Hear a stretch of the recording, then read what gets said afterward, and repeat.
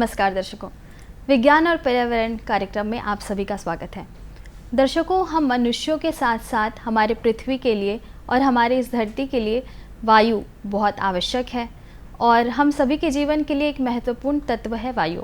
लेकिन वर्तमान में वायु की गुणवत्ता काफ़ी कम होती जा रही है और वायु की गुणवत्ता को हम मनुष्यों द्वारा काफ़ी ज़्यादा हम ठीक कर सकते हैं। और आज के कार्यक्रम में हम एक ऐसे ही महत्वपूर्ण विषय के साथ मौजूद हैं। आज का विषय है वायु प्रदूषण और हमारी जिम्मेदारी। आज के इस अंक में हमारे साथ इस विषय पर चर्चा करने के लिए हमारे स्टूडियो में आमंत्रित हैं ब्रह्मानंद पांडे सर। नमस्कार सर। नमस्ते। बहुत बहुत स्वागत है सर आपका। जी बहुत बहुत धन्यवाद ये मंच देने के लिए। जी सर, आज का जैसा हमारा विषय है वायु प्रदूषण और हमारी जिम्मेदारी, तो हर साल एक दिवस मनाया जाता है clean air for blue sky, यानी कि स्वच्छ वायु नीले आकाश के लिए। सर, हर साल इस दिवस को मनाने का उद्देश्य क्या है, इसके बारे में हमारे दर्शक जानना चाहेंगे। देखिए, शुद्ध वायु एक विलासिता नहीं, लोगों की आवश्यकता है और मूलभूत अधिकार भी है जी। और लोगों में ये जागरूकता बनाए रखना कि अगर किसी तरीके से शुद्ध वायु का जो सामान्य प्रतिशत होता है विभिन्न गैसों का जी, उस अनुपात में किसी भी प्रकार की अप्राकृतिक घटनाओं से एक डिस्टर्बेंस क्रिएट हो जी, तो जन सामान्य के लिए हानिकारक हो सकता है। इसी को वायु प्रदूषण की संज्ञा दी जाती है। जी। तो वायु प्रदूषण के जो मानक स्तर हैं उसमें सामान्य और जो परमिशबल रेशियो है उसका किसी भी तरीके से डिस्टर्बेंस वायु प्रदूषण के नाम से जाना जाता है। जी। जैसे शुद्ध वायु में 78% जो है नाइट्रोजन होती है, 21% ऑक्सीजन होती है, बाकी 1% में आर्गन्स और अन्य गैसें होती हैं। जी। तो आज इंडस्ट्रीज से निकलने वाला जो भयानक धुआं है और वाहन से निकलने वाले जो धुएं हैं, कार्बन डाइऑक्साइड, मोनोऑक्साइड, ये बहुत बुरा और प्रतिकूल प्रभाव सभी जन सामान्य के ऊपर डालते हैं, जो कि उचित नहीं है। जी सर, इस दिवस को मनाने का उद्देश्य आज तक कहाँ पूरा हुआ है और ये हम मनुष्यों को किस तरीके का मंच प्रदान करता है वायु प्रदूषण के संबंध में? ये एक निरंतर चलने वाली यात्रा है। जी। हम ये तो नहीं कहेंगे कि हमने इसको 100% अचीव किया है, लेकिन इस तरह के दिवस के मनाने से क्या होता है, लोगों में जागरूकता उत्पन्न होती है। जी। यह सरकार, वैज्ञानिक एवं जन सामान्य का साझा मंच है जिससे लोगों का प्रयास जागरूकता उत्पन्न करता है और धीरे धीरे करके हम अपने लक्ष्य की ओर कदम बढ़ाते हैं। जी। तो 100% तो नहीं, लेकिन इतना प्रभाव जरूर पड़ा है कि जनसामान्य आज सक्रिय भूमिका निभा रहा है वायु प्रदूषण को लेकर के। पेड़ पौधों को लगाकर वायु प्रदूषण की रोकथाम करना, वाहनों की निरंतर चेकिंग करना, ईवीज का इस्तेमाल करना, इलेक्ट्रिक व्हीकल्स की वजह से भी प्रदूषण नियंत्रित हो रहा है। तो मुझे लगता है कि यह मंच अपना महत्वपूर्ण कार्य सिद्ध कर रहा है। जी सर, क्या वायु प्रदूषण दूर दूर तक फैल सकता है या ये एक स्थानीय समस्या है? देखिए, वायु प्रदूषण क्षेत्रीय होते हुए भी बहुत दूर तक फैल सकता है, यह सीमा से परे जा सकता है। जी। उदाहरण अगर मैं दूं तो भारत में कृषि के बाद जो पराली जलाई जाती है, पराली मीन्स क्रॉप्स रेसिड्यू, जी, तो इनको जलाने के बाद जो इनका धुआं है वो नियर बाई कंट्रीज जैसे कि पाकिस्तान, नेपाल, इस पर अपना बहुत प्रतिकूल प्रभाव दर्ज कराता है। इसको मापा जा चुका है। जी। इसी तरीके से इनकी कोई सीमा नहीं है। वायु जो है निरंतर कई किलोमीटर तक कुछ ही समय में पहुंच सकती है। जी। और इनके साथ इनकी असीमित और अनियंत्रित मात्रा कहीं ना कहीं लोगों के जीवन पर, फसल की उर्वरकता पर और उपज पर असर डालती है। इसलिए ये क्षेत्रीय तो नहीं कहा जा सकता, क्षेत्र के साथ साथ दूरगामी परिणाम इसके दूर तक मिलते हैं। जी सर, जैसे कि अभी आपने कहा कि ये क्षेत्रीय समस्या नहीं है और दूर दूर तक फैल सकती है। नहीं, क्षेत्रीय भी है और दूर दूर तक फैल सकती है। जी सर, क्षेत्रीय भी है और दूर दूर तक फैल सकती है। और सर, ये जानना चाहूँगी कि जैसे कि वायु प्रदूषण का हमारे स्वास्थ्य पर तो असर पड़ता ही है, पर्यावरण पर भी पड़ता है, लेकिन क्या पारिस्थितिक तंत्र पर किस तरीके से वायु प्रदूषण का प्रभाव है, इसके बारे में जानना चाहेंगे हम। जी, सबसे पहले तो हमको ये जानना पड़ेगा कि वायु प्रदूषण में क्या क्या कंटेंट शामिल है। जी। वायु प्रदूषण में हमारा जो मानक अनुपात है ऑक्सीजन का, नाइट्रोजन का, अन्य गैसों का, इसमें किसी भी अप्राकृतिक घटना से जो डिस्टरबेंस क्रिएट होता है उसी को हम वायु प्रदूषण की संज्ञा देते हैं जी। तो अगर वायु प्रदूषण अधिक हुआ और इन मात्राओं में बहुत ज़्यादा परिवर्तन आया जी, तो जैसे कार्बन मोनोऑक्साइड या कार्बन डाइऑक्साइड बढ़ेगा तो ग्लोबल वार्मिंग बढ़ेगी जी। साथ ही साथ एक PM 2.5 ये पार्टिकल साइज को शो करता है जी, पार्टिकुलेट मैटर बोलते हैं। PM 2.5 यानी 2.5 माइक्रोन से छोटे साइज के जो पार्टिकल्स होते हैं जी, वो एयर में एक प्रॉपर रेशियो से ज़्यादा हो गए तो ये लंग्स की गहराई में ब्रीथिंग में जा सकते हैं और हार्म कर सकते हैं। इवन ये ब्लड में डिजॉल्व होकर के कई हृदय रोग को उत्पन्न करते हैं जो कि बहुत ही घातक है जी। और साथ ही साथ हवा में दूर तक ये यात्रा कर सकते हैं जी, और अपना दूर तक जो है इसका बुरा प्रभाव पड़ेगा जी। तो हमें इससे बचना जी। सर जैसे कि अभी आपने कहा PM 2.5, तो सर ये PM 2.5 क्या है और इसका कितना प्रतिशत जो है वायु में इसकी प्रतिशत होनी चाहिए? जी मैम, देखिए PM 2.5 पार्टिकुलेट मैटर है जिसका 2.5 माइक्रोन से ज़्यादा साइज नहीं होना चाहिए जी। और आपको अगर मैं अंदाज़ा दिलाऊं तो ह्यूमन हेयर का जो थिकनेस होता है वो 70 माइक्रोन होता है और इस पार्टिकल्स का सिर्फ 2.5 माइक्रोन होता है, यानी हमारे बाल से भी पतला जी। और नेकेड आई से तो इसको देखा भी नहीं जा सकता है जी। हेयर को आप देख सकते बट इसको देख नहीं सकते हैं। ब्रीथिंग के साथ जब ये हमारे लंग्स में जाता है तो ब्लड में ये घुलता भी है और कई हार्ट डिसीज उत्पन्न करता है। लंग्स में कई जगह ब्लॉकेज क्रिएट करता है जी। तो बहुत बुरा और घातक प्रभाव है। PM 2.5 की परमिसिबल वैल्यू नियरली 5 माइक्रोन से ज़्यादा नहीं होनी चाहिए, मिलीग्राम से ज़्यादा नहीं होनी चाहिए पर मीटर क्यूब जी। तो पर मीटर क्यूब में अगर इसकी मात्रा 5 मिलीग्राम से ज़्यादा है तो कहीं ना कहीं सोचने का विषय है और सजग होने का विषय है, अपने स्वास्थ्य के प्रति सचेत रहने का विषय है जी। सर लगभग दुनिया में 6.7 मिलियन असामयिक मौत होती है घर के अंदर और बाहर। सर इसका मुख्य कारण क्या क्या हो सकता है? देखिए वायु प्रदूषण में सभी गैसें अपना बुरा प्रभाव डालती हैं अगर सामान्य रेशियो से अलग हो जी। लेकिन ये जो PM 2.5 है ये सबसे ज़्यादा घातक होता है जी। मैंने आपको बताया कि इसके आकार इतने छोटे होते हैं कि हम इनको देख भी नहीं सकते बट ये इनहेल होते हैं जब भी हम सांस लेते हैं जी। और ये पार्टिकल हमारे लंग्स में और हार्ट में जा कर के हमारी जो प्रॉपर फंक्शनिंग है हार्ट की और लंग्स की वहाँ पर दुष्प्रभाव डालते हैं जी। आज की डेट में जो 6.7 मिलियंस जो मौतें हो रही हैं असामान्य और असहज जी। उसके लिए सबसे बड़ा जिम्मेदार ये 2.7 PM 2.7 है जी जी। सर हम अक्सर देखते हैं कि अभी भी ग्रामीण क्षेत्रों में लोग चूल्हे का इस्तेमाल करते हैं जिसमें लकड़ी से वो खाना बनाते हैं। तो लकड़ी के जलने से जो हानिकारक गैस होती है पैदा होती है उससे वायु प्रदूषण तो होता ही है और साथ साथ में सेहत पर भी वो असर डालती है। तो क्या वो वायु प्रदूषण में अपना ज़्यादा भागीदारी निभाती हैं, उसके बारे में जानना चाहेंगे?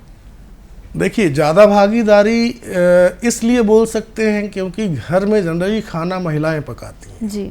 और उनके साथ उनके जो बच्चे होते हैं वो आसपास खेल रहे होते हैं। तो जब आप लकड़ी को एज ए ईंधन इस्तेमाल करेंगे या आप कोल को इस्तेमाल करेंगे जी। तो इनकी धुएं में कार्बन पार्टिकल्स बहुत ज़्यादा होते हैं और PM 2.5 ऑब्वियसली उसमें शामिल भी होगा। तो ये डायरेक्ट इनहेल होते हैं जी। जो कि निसंदेह बहुत बुरा प्रभाव डालेंगे। इससे जो है बहुत प्रतिकूल प्रभाव पड़ता है, साथ ही साथ आसपास के जन सामान्य पर भी उसका दुष्प्रभाव पड़ता है जी।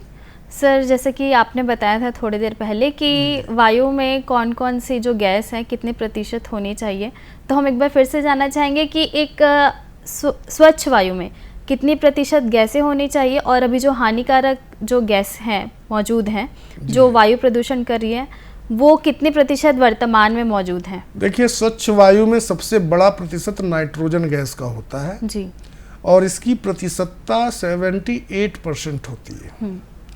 उसके बाद दूसरा बड़ा प्रतिशत आता है प्राणवायु ऑक्सीजन का, जिसको हम 21% में रख सकते हैं जी। और बाकी सारी गैसें 1% के अंदर आती हैं, जिसमें ये अपनी जो PM2.5 है और जो आर्गन गैसेज हैं और अदर गैसेज हैं जो हार्मफुल हैं, वो 1% के अंदर होनी चाहिए जी। ये अंतर्राष्ट्रीय मानक है शुद्ध वायु के लिए जी। सर, स्वच्छ वायु जो हमारे सेहत के लिए तो अच्छी है ही, लेकिन जो वायु प्रदूषण है वो पेड़ पौधों को किस तरीके से प्रभावित करता है, उसके बारे में जानना चाहेंगे सर। जी देखिए, वायु प्रदूषण में ये तो हमने वातावरण के प्रतिशत की बात की, कौन सी गैसें कितने के और किस अनुपात में होती हैं जी। लेकिन ट्रोपोस्फेयर ओजोन जो होती है वो बहुत खतरनाक होती है, पेड़ पौधों के क्लोरोफिल्स को निष्क्रिय करती है जी। क्लोरोफिल्स वह तत्व है जो पेड़ पौधों की पत्तियों में होता है, और ट्रोपोस्फेयर ओजोन जी इसको जब निष्क्रिय कर देगी तो पौधे अपने लिए भोजन नहीं क्रिएट कर पाएंगे, फोटोसिंथेसिस नहीं हो पाएगा जी, जिसकी वजह से उपज पर बहुत बुरा असर पड़ने वाला है जी। और उपज पर बुरा असर होने का मतलब है कि जीडीपी में नियरली 3 to 5% कमी देखी गई है, जो कि किसी भी देश के लिए एक बहुत बड़ा हिस्सा है जी। तो उपज पर प्रतिकूल प्रभाव पड़ता है, साथ ही साथ स्वास्थ्य पर भी प्रभाव पड़ता है जी। तो दोहरी मार है, आर्थिकता का भी नुकसान है और स्वास्थ्य का भी नुकसान है। सर, तो इकोनॉमी को वायु प्रदूषण किस तरीके से और प्रभावित करता है? देखिए, सबसे पहले तो हमारा जो व्यय है स्वास्थ्य को लेकर के, उस पर खर्चा बहुत ज़्यादा बढ़ जाता है जी। और दूसरा डायरेक्ट है कि उपज कम हो जाती है। तो ये एक दोहरी मार है हमारी इकोनॉमी पर जी। एक तो हमें प्रोडक्टिविटी कम मिल रही है जी। और दूसरा हमें अपने स्वास्थ्य पर और अधिक खर्च करना पड़ जा रहा है जी। इन पॉल्यूशंस और इन पार्टिकल्स और इन गैसेस की वजह से जी। तो हमें जागरूक होना पड़ेगा, क्योंकि ये एक दोहरी मार है जी। बिल्कुल सर, चर्चा में हम आगे बढ़ेंगे, लेकिन वक्त हो चला है एक छोटे से अंतराल का। लोक सेवा प्रसारक दूरदर्शन ने OTT प्लेटफॉर्म पर कदम रखते हुए वेब्स की शुरुआत की है। ये डिजिटल मीडिया OTT दर्शकों को संपूर्ण इंफोटेनमेंट का सिस्टम देता है। अगर आपको भी चाहिए फ्री में शानदार कंटेंट, तो आज ही आप प्ले स्टोर से ऐप डाउनलोड कीजिए। तो आज ही QR कोड स्कैन करके डाउनलोड करें वेब्स ऐप।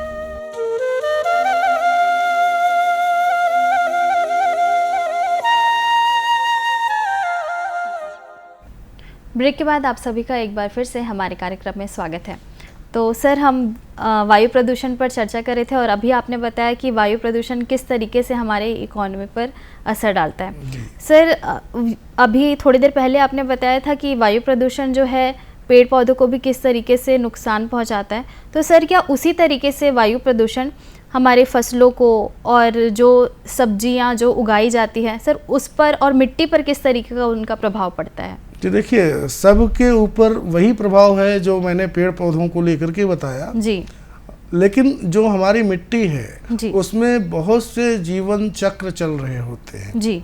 छोटे छोटे जीवाणुओं से लेकर के हमारी फसल के लिए जो सहायक जीव जंतु हैं जी, उन पर भी इसका दुष्प्रभाव पड़ता है जी। और उपज भी कम होती है, इन जीव जंतुओं के ऊपर भी दुष्प्रभाव पड़ता है। और ये प्रदूषक गैसें जो है बहुत तेजी से मौसम परिवर्तन करने में भी अपना योगदान देती हैं, जो कि जीव परिस्थिति के लिए भी ठीक नहीं है जी। सर, अभी आपने बताया कि मौसम परिवर्तन, तो जलवायु परिवर्तन अभी काफ़ी ज़्यादा तेज़ी से बढ़ रहा है, तो इस पर किस किस तरीके का प्रभाव देखा गया है? देखिए, पोल्यूटेंट्स में सबसे ज़्यादा अगर बात करें तो कार्बन पार्टिकल्स की है, ब्लैक कार्बन जिसको कहते हैं जी। ये बहुत ज़्यादा मात्रा में सूर्य के प्रकाश से हीट को ट्रैप करता है और हमारे अर्थ का जो टेम्परेचर है वो बढ़ाता है जी। ठीक वैसे जैसे ओजोन बढ़ाती है। इसके साथ साथ CO2 है, कार्बन मोनोऑक्साइड्स हैं, NOx है जी। और PM2.5 है जी। तो इन सब की वजह से जो हमारा जो ग्लेशियर्स है टेम्परेचर बढ़ने से वो तेजी से पिघल रहे हैं जी। तो हमारी अर्थ में जो तरल और सॉलिड से बना हुआ एक स्फीयर है, उसमें हमारे सॉलिड सरफेस का जो एरिया है वो कम हो रहा है जी। तो कई स्पीसीज इसी में नष्ट हो जाएंगी। तो ये सोचने का विषय है कि जीव जगत चाहे वो माइक्रोस्कोपिक हो चाहे वो मैक्रोस्कोपिक हो, जिसमें हम लोग आते हैं सब लोग जी, सब पर अपना दुष्प्रभाव डाल रहा है जी। तो हमें कहीं ना कहीं वायु प्रदूषण के नियंत्रण के लिए सजग कार्यक्रम करने होंगे और कदम उठाने पड़ेंगे जी। नीति से भी, तकनीकी से भी और लोगों के सहयोग और विचारों से भी। जी सर, वायु प्रदूषण से हम मनुष्यों को, और जैसे कि आपने बताया था कि जीव जगत सभी इससे अफेक्टेड हैं, तो हम मनुष्यों को किस तरह की बीमारी हो सकती है? देखिए, लंग से रिलेटेड और ब्लड से रिलेटेड बीमारी वायु प्रदूषण में सबसे ज़्यादा टारगेटेड है और सबसे ज़्यादा होती है जी। साथ ही साथ इंटरनली ये जाकर के ब्रेन में भी अपना इम्पैक्ट डालती है और लोगों की कार्य क्षमताओं पर दुष्प्रभाव पड़ता है। तो एक मनुष्य सामान्यतः अगर 8 घंटे का निरंतर कार्य कर सकता है तो उसको बिना थके तो वो थक के करेगा जी। या 6 घंटे में ही थक जाएगा। तो प्रोडक्टिविटी में भी बहुत बुरा असर देखने को मिलता है। और साथ ही साथ आप बीमारी के ऊपर खर्च करेंगे सो अलग है। तो ये दोनों इम्पैक्ट है जी। सर, वैश्विक स्तर पर और क्षेत्रीय स्तर पर वायु गुणवत्ता की किस तरीके से कार्रवाई की जा रही है, इसके बारे में बताइए। देखिए, कई नीतियां ऐसी गवर्नमेंट ने बनाई हैं विभिन्न देशों में जो कि वायु प्रदूषण की रोकथाम के लिए बहुत ही सराहनीय कदम है जी। आप ध्यान देंगे तो इंडस्ट्रीज को अपना ऐड करने के लिए हर स्क्वायर पर कुछ ना कुछ जो ग्रीनरीज होती है स्क्वायर पर जी, वहाँ पर अपना प्रचार करने की छूट होती है जी। लेकिन साथ ही साथ मेंटेनेंस और ग्रीनरी डेवलप करने के लिए भी उन पर एक फोर्स होता है जी। इंडस्ट्रियल एरिया में कोई भी इंडस्ट्रीज जो डेवलप होंगी उनके साथ साथ उनको 1% में ग्रीनरी मेंटेन करनी पड़ रही है जी। तो ये बहुत अच्छी पॉलिसीज है, नीतियां हैं जिनकी वजह से हम वायु प्रदूषण की रोकथाम कर रहे हैं जी। अभी आप देखें ईवीज का चलन बढ़ गया है जी, बिल्कुल। तो ये कहीं ना कहीं डायरेक्टेड है गवर्नमेंट की तरफ से कि हम फोर्स दें जी। धीरे धीरे लोगों का रुझान बढ़ेगा और 30% जिस दिन ईवीज यूज होने लगेंगी टोटल व्हीकल्स का, तो इसका स्तर बहुत तेजी से डाउन होगा प्रदूषण का जी। और हमारे लिए वो बेहतर होगा जी। सर, जैसा कि बोला जाता है कि हर सिक्के के 2 पहलू हैं, तो अभी ईवीज का चलन जिस तरीके से आगे बढ़ रहा है, तो उसमें क्या वायु प्रदूषण या कोई अन्य प्रदूषण के लिए वो कहीं अपनी भागीदारी निभा रहे हैं? देखिए, ईवी के इस्तेमाल से एक चीज तो है कि वायु प्रदूषण तेजी से घट रहा है जी। इसमें कोई संदेह नहीं है। हाँ, भविष्य को लेकर अगर बात करें तो पॉलीमर बैटरीज को कैसे डंप करेंगे, ये एक समस्या भविष्य में हो सकती है जी। कहीं ना कहीं चार्जिंग के लिए हम अभी भी बैटरी के चार्जिंग के लिए फॉसिल फ्यूल पर ही भरोसा कर रहे हैं जी। इलेक्ट्रिसिटी यूज कर रहे हैं तो फॉसिल फ्यूल कहीं यूज हो रहा है जी। लेकिन प्रतिशत बहुत कम हो जाएगा उनके इस्तेमाल का। तो अभी हम 30% से बहुत पीछे हैं, बिगनिंग है। लोग अवेयर हो रहे हैं कि अब वो डीजल और पेट्रोल ना यूज करें, ईवीज का ज़्यादा यूज करें। लेकिन रिस्पेक्टर ये सोच रहे हैं कि लॉन्ग डिस्टेंस रेंज की व्हीकल्स प्रीफर करने वाली बात है जी। तो काफ़ी लोग अवॉइड भी कर रहे हैं जी। बट आई थिंक ईवीज एक अच्छा स्टेप है जी। और पोल्यूशन को कम करने में महत्वपूर्ण भूमिका निभा रहा है जी। सर, तो एक सामान्य मनुष्य के द्वारा एक कदम बढ़ाया गया है कि हम ईवीज का इस्तेमाल कर रहे हैं। हाँ, लोगों में अवेयरनेस है जी। सर, इसके अलावा हम और क्या क्या कर सकते हैं? देखिए, डिफॉरेस्टेशन को रोकना मुझे लगता है कि नीति का सबसे बड़ा योगदान है, क्योंकि अगर कॉलोनाइजर्स पर ये फोर्स लगाया जाए जी। कि इतने % ग्रीनरीज आपको मेंटेन करनी है और गवर्नमेंट ने रूल्स बनाए भी हैं, लेकिन कहीं ना कहीं उसकी मॉनिटरिंग शायद प्रॉपर नहीं हो पा रही है जी। तो और बहुत सी जो है वो गवर्नमेंट अप्रूव्ड कॉलोनियाँ नहीं हैं, लोग अपने से प्लान कर रहे हैं जी। तो प्रॉपर मॉनिटरिंग नहीं हो रही है। नीतियाँ तो बहुत अच्छी बनी हुई हैं जी। तो हम सबका कलेक्टिव सहयोग चाहिए। गवर्नमेंट जहाँ तक पहुँच पा रही है या हम गवर्नमेंट को ये इन्फॉर्म करें कि यहाँ पर प्रॉपर नहीं चल रहा है जी। तो कहीं ना कहीं लोग जन सहयोग जब तक नहीं मिलेगा जी। लोग व्हीकल चला रहे हैं लेकिन आप पोल्यूशन चेक नहीं करा रहे हैं जी, बिल्कुल। पेनाल्टी को लेके आप आंदोलन कर देते हो रोड पर जी। लेकिन ये हमारी नैतिक जिम्मेदारी है कि हमारे व्हीकल से एक मानक स्तर से अधिक पोल्यूटेंट्स ना निकले जी, बिल्कुल। मतलब सरकार के साथ साथ हम अपने तरीके से छोटे छोटे कदम बढ़ाकर वायु प्रदूषण को कम कर सकते हैं। बिल्कुल जी। सर, हम आगे भविष्य में ऐसी परेशानी ना हो, इसके लिए हम आने वाली पीढ़ी को किस तरीके से प्रदूषण के बारे में अवेयर कर सकते हैं, जागरूक कर सकते हैं? देखिए, आने वाली पीढ़ी को हम जागरूक क्यों करें? हमारी पीढ़ी ही उनके लिए एक शुद्ध वातावरण प्रदान करे जी। हमारे कृत्य और कार्य ऐसे होने चाहिए जी।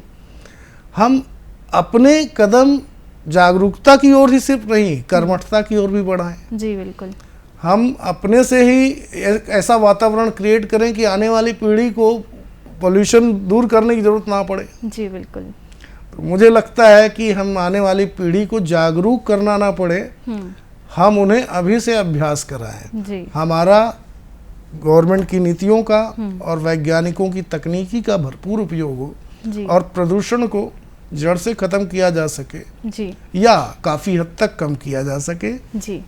मेरा यही विचार है जी।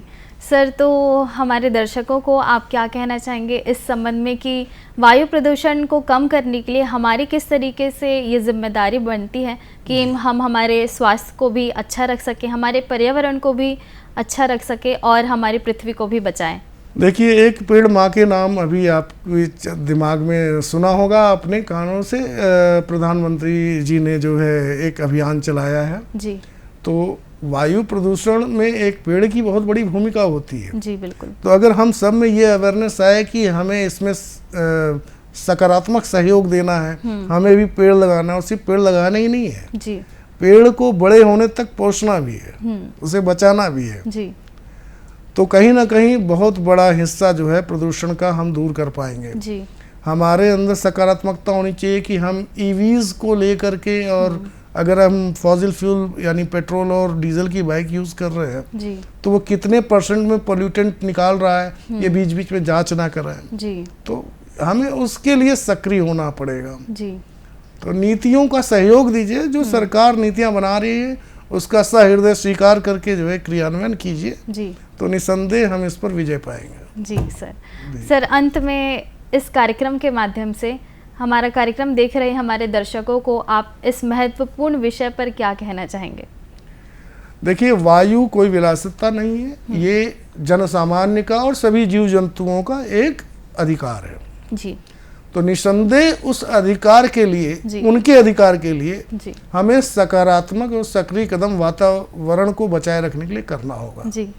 ढेर सारे पेड़ पौधे, ग्रीन लाइफस्टाइल जी, और ज़्यादा से ज़्यादा फॉसिल फ्यूल्स को रोकना और प्रॉपर नीतियों का संवहन करते हुए इंडस्ट्रीज वगैरह पर भी हम प्रतिबंध लगाएं जी। तो निसंदेह हम इस पर विजय पाएंगे जी। बहुत बहुत धन्यवाद सर, आप आज यहाँ आए, अपना समय दिया और इतने महत्वपूर्ण विषय पर हमारे दर्शकों को जानकारी दी। बहुत बहुत धन्यवाद आपका जी। धन्यवाद आपका, आपने ये मंच दिया मुझे जी। दर्शकों, आपने देखा कि किस तरीके से हम अपनी जिम्मेदारी निभाकर हमारे पर्यावरण को, हमारे स्वास्थ्य को और वायु प्रदूषण को दूर कर सकते हैं, अपना स्वास्थ्य और पर्यावरण स्वच्छ रख सकते हैं। आज के कार्यक्रम में इतना ही। अगली बार होगी आपसे फिर मुलाकात एक नए विषय के साथ। तब तक के लिए दीजिए हमें इजाज़त। नमस्कार।